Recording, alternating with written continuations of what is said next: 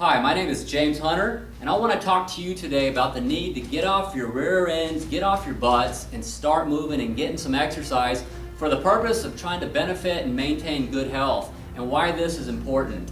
What it boils down to is how much value you place upon the quality of your life. Now, I hear a lot of times from people, they'll say, James, what does it matter? Nobody lives forever. We're all headed in the same direction. We're all going to die someday. And that's true. Everybody eventually will die. But what it boils down to is what kind of a quality of life do you want to have while you're alive? The type of health you're in affects a lot of things. This body we have affects our mental health. It's our vehicle, our tool, if you will, and how we interface with this world. Whether you like it or not, health does matter.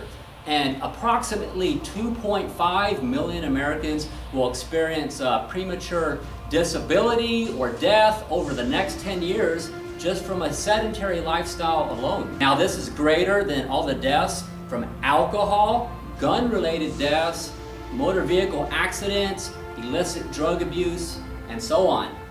And we hear a lot of informative ads being put out for educational purposes, warning people about alcoholism, illicit drug abuse, practice safe sex, and so on, drive safely, people against DWI. We hear all types of preventative type of commercials or informative ads trying to educate people to prevent these types of situations where people die. Interestingly enough, a sedentary lifestyle is contributing to a great deal of disease, premature disability, and premature death. Now, chronic disease has increased dramatically because of physical inactivity. In the United States, obesity has more than doubled since 1980, and type 2 diabetes has increased ninefold since 1958. Dr. Frank Booth, an exercise scientist at the University of Missouri, he coined the term Sedentary Early Death Syndrome. It is estimated that as many as 60% of all Americans are at risk for SIDS, or Sedentary Early Death Syndrome, a condition which results in premature disability or death, basically as a result of sitting on your rear end all day or being sedentary. Now, for people who choose to remain sedentary, they may incur a severe decline in their health and experience premature disability and ultimately premature death. Now, I'm just going to read off a quick list here. There's a lot of conditions that are exacerbated by a sedentary lifestyle. Now, there's 35 known conditions that are exacerbated by physical inactivity, and I'm just going to read a few. Some you may already know, but these include arthritis pain. I've had a lot of clients who had arthritis, started exercising, started moving around on a regular basis. Guess what? Their arthritis pain doesn't bother them no more. So arthritis pain is one. Breast cancer, colon cancer, congestive heart failure, depression, gallstone disease, heart attack, hypertension, obesity, osteoporosis, peripheral vascular disease, respiratory problems, type 2 diabetes, that's a real big one in Nueces County, sleep apnea, and stroke. So those are some, and there's at least 35 known that physical inactivity is going to exacerbate these conditions and cause them to get worse. So why does it matter as far as exercise and getting off your butt and start moving? If the one thing you can change, not everybody is going to change everything at once. It takes work to start working on a healthy lifestyle, incorporating healthier foods into your diet and managing your nutrition and having a more reasonable approach towards that.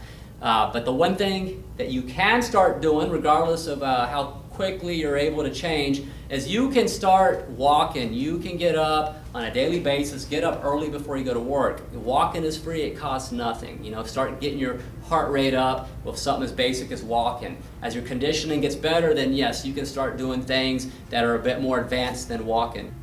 So what does all this mean and what can we do about it? Well, there's a lot of things, but first of all, let's look at modifiable risk factors. Basically, a risk factor is any type of a health behavior or behavior that is associated with a particular disease or illness, basically exacerbates or causes it to become worse.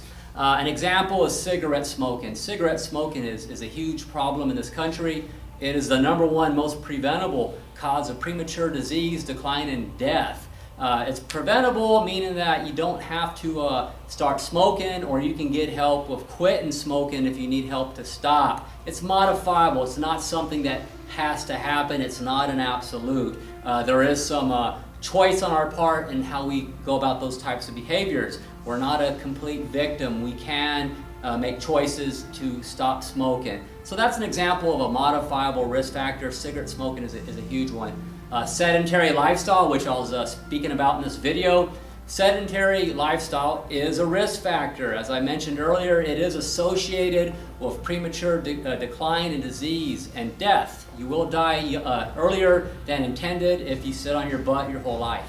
Now, some people may think that they're okay because they feel fine, but what a lot of people don't realize is that your basic sense of yourself when you're not at work or exercising is different when you're sitting down and you're relaxed. And a lot of people think they're fine until something happens or occurs where they have to suddenly move or engage in something that's a higher intensity, a higher demand on their body.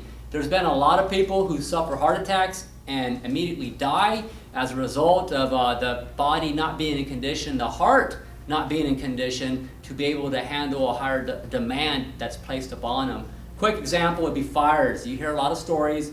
The elevators go out, and so people have to take the stairs. They have to descend numerous flights of stairs. Well, you just look it up and you'll see examples of people who've had heart attacks because it was just too much. They couldn't handle it.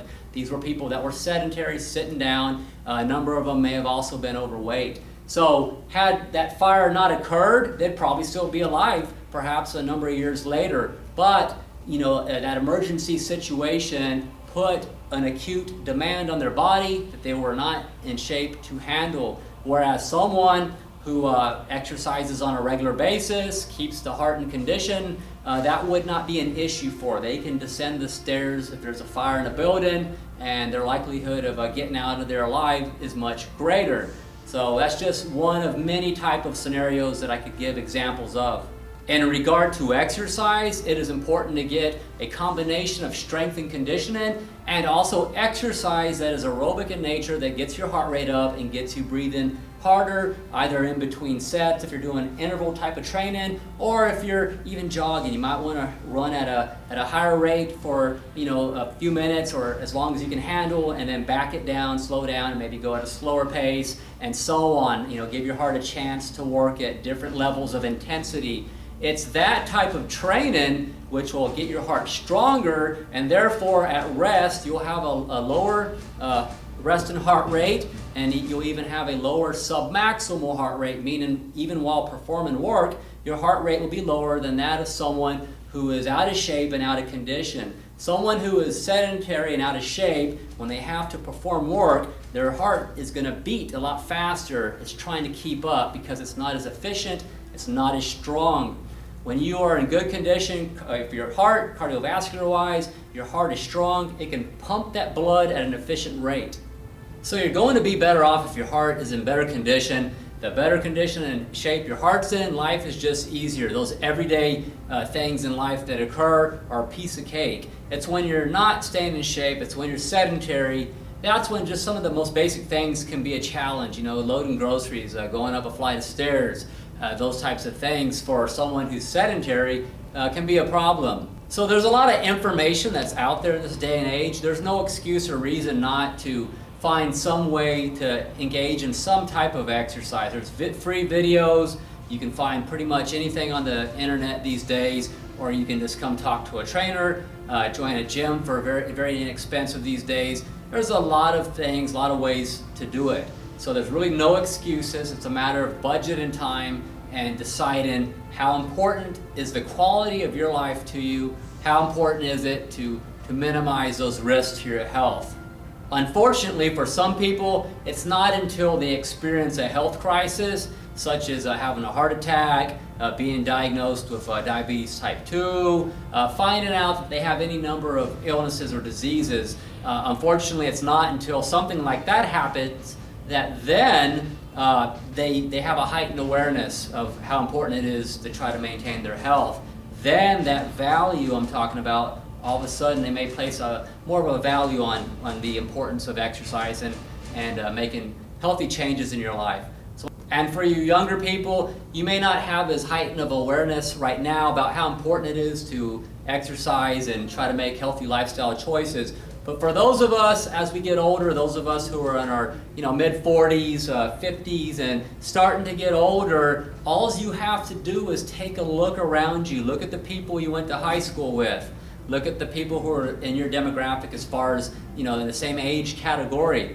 You can see differences. You can see the differences in terms of people that exercise, they make efforts to try to have some balance in their diet, their nutrition, and how they approach food. That difference is tremendous. You can see how these individuals, they look younger, they function better physically, they don't get sick very often. So I hope this video at the very least gets you to kind of think about it and helps to motivate you to start considering making some decisions to start incorporating some exercise in your life. Number one, start with that. Things like the nutrition and trying to eat better, that's something you can also work on too. Small changes over time can add up to big changes and make a big difference in your life.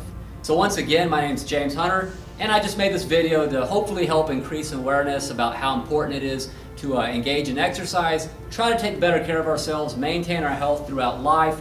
You won't regret it as you get older. You'll reap the benefits of that in regard to your quality of life. And even if you start later in life, it's not too late. You can turn things around. You can improve your quality of life. So if you need any help with where to start with beginning an exercise program, you can feel free to contact me through my website at www.jameshunterfitness.com, and I'll be glad to see what I can do to help you. Thank you.